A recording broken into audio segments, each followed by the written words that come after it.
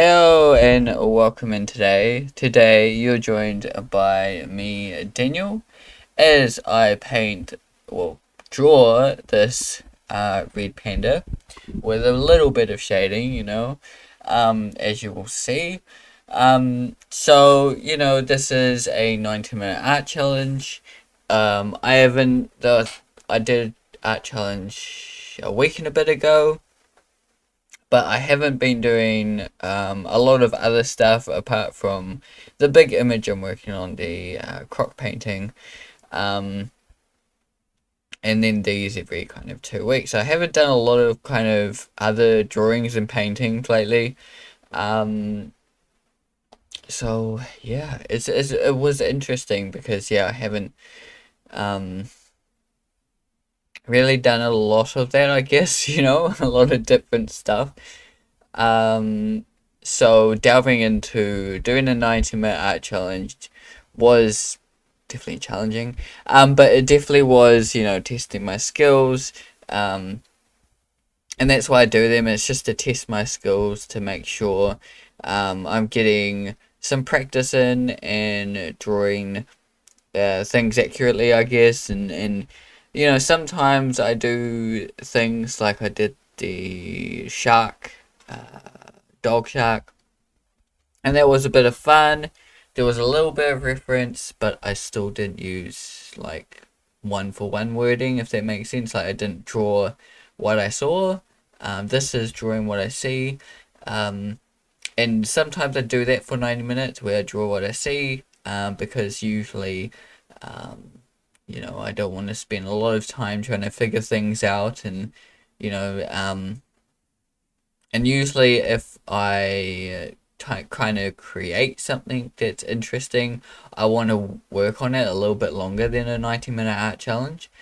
Um, so doing it as a 90-minute art challenge, if it's something interesting, usually I might want to take it further or do another 90 minute of it or something, you know. But just drawing what I see is a good practice as well. It's something you constantly need to do, regardless of art level, and art skills and things like that. Um, if you can take time out just to draw stuff you see, on your commute to work, if you like take a bus or something, um, you could draw a little bit. I mean, I can't personally, like, if I was on a bus, I can't really draw just because, I don't feel that great um, drawing and traveling at the same time, which is unfortunate. But there are times in my day that I could be drawing things that I see. It is a good practice to do, whether it's like, 10 15 minutes while you're waiting for dinner to be cooked, or you put it in the oven and you can draw the food that's in the oven maybe, or draw the table that's set, you know. Um, yeah, yeah. But basically, you can find times during the day that you can just do a few drawings. It doesn't have to be anything magical either, and just drawing, a couple of knives and forks that you see, or what your room looks like, or um, a master plan of, you know, um, of the bank or something.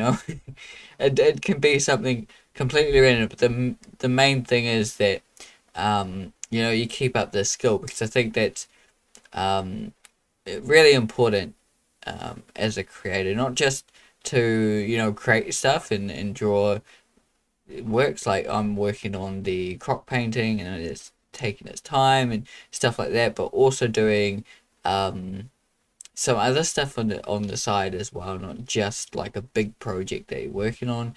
Just having a couple of doodles every day keeps you going, um, keeps your skill up there. It can allow you to try new things too. I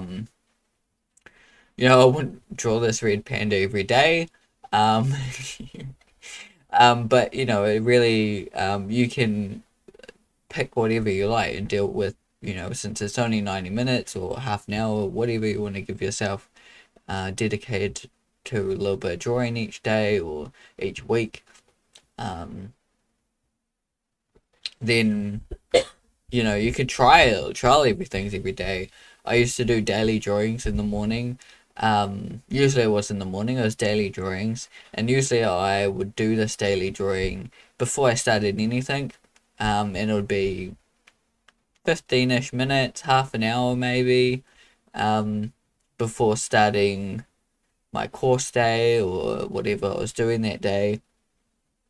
Um, you know, and just do this drawing. And it wasn't anything fantastic. It was just like, what do I draw today? And sometimes I would have themes. Like for 1 month, I think I did, or a week or so, I would do like dinosaurs or something like that. And then another week I might do like anime or like Pokemon or something like that. It's something random. I'd do for a week or a month or whatever it was.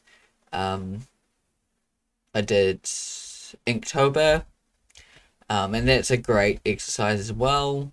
But yeah, I haven't talked a lot about this red panda. But this red panda I found on pixabay.com. So go look that site up. Pixabay.com is a awesome site that has some great photos, references, and things that you can use. So you can paint or draw them, and use them any which way form you like, I guess. But royalty free. But I use it to find some interesting images.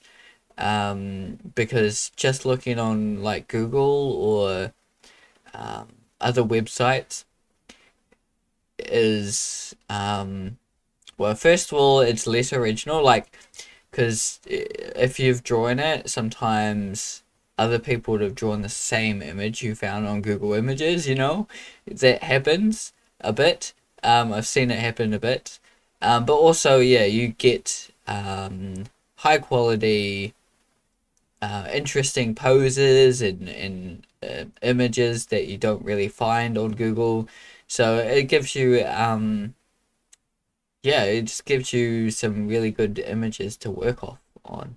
And it can be good for reference material if you're just looking for, like, you want to draw a red panda, but you don't want to draw it like this, then you could look up like red panda and find lots of images there. And also you could use, other websites as well. But this gives you some really cool images to use and for reference as well. And it's royalty free, so why not? But yeah, this red panda was fun. As I said, I decided to kind of step back and not focus on trying to, quote unquote, finish this painting, like get it to a point where it's like finished. Rather than be like, it has to be at this state by the end of 90 minutes, I decided that I will just work on the image and try and at least get one part looking right, because there was a little bit going on. So I was working on just the kind of the face image and trying to get that right, because most of this image, the important part of this image, I think, is the red panda's face. So that's a part that you really need to focus on. I feel like that's the part of this image that really needs to stand out, because the rest of it is kind of just noise. In this scene, if this was a movie scene, you'd probably see like this and most like what you see here, a little bit of detail in all the other bits and pieces around, but his face would be the main center of focus, and that's what I wanted. So I thought that would be the thing I would really try and focus on the most in this image. And just trying to get that accurate, I'd rather have a few accurate parts in the image rather than like heaps of inaccurate parts, if that makes sense, you know. See, I haven't got all the leaves there. I haven't really added much of the bark on the trees. There's a lot here that is really vague and still needs a lot of work, you know. But I focused in on just the face, trying to get that right. It is a 9-minute art challenge. It is a bit of a drawing. And yeah, it was a bit of fun. Um, so hopefully you've enjoyed seeing me create it. Keep drawing, keep creating, and see you in the next video.